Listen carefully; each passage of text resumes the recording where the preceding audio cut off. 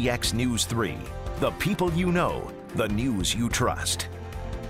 They say beer is the world's most widely consumed adult beverage, third most popular drink, and that's just behind water and tea. Craft beer isn't just for hipsters anymore, and it has really come into its own. Like all things, weather plays a big role in the recipe. I traveled to Colorado and back to test that theory.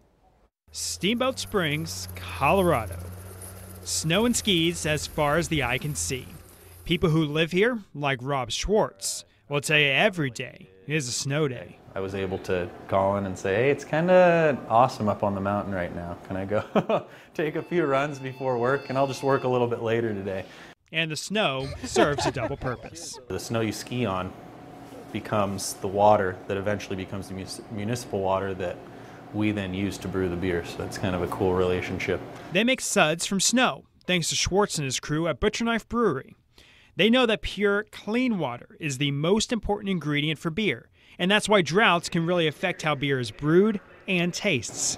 As their reservoirs get lower, the mineral content gets higher just because there's less water per the amount of minerals.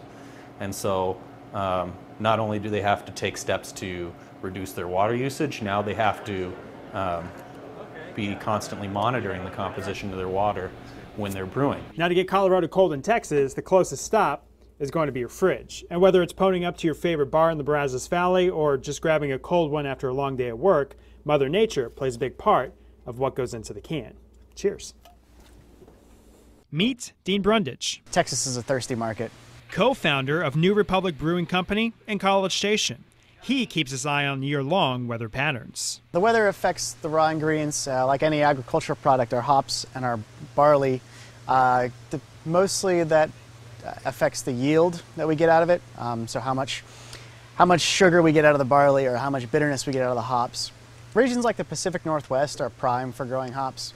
And there's regions in Germany, the UK, Czech Republic, kind of wet and a little cool is basically what the hops need. They're a big plant, so they need a lot of water to grow. No one likes warm beer. High temperatures mean a smaller yield of hops, and if you can't get the hops you want, that means brewing the hops you have. But cold weather can be just as disruptive. Winter is the lowest part of the season as far as turnout at the brewery goes. Summer is pretty good, even with the hot weather. We usually drop by 50 to 60% business-wise in the wintertime. Sometimes when the roads are crummy and snowy, takes a few more days for us to get our shipments, and that can throw a wrench into our production planning. Despite geography, many things stay the same. Brewers, they love their job. Great, I love it a lot. What's not to love about this? You know, get to make beer, get to work for yourself, hang out with cool people, and talk about stuff on TV. And the beer is always cold.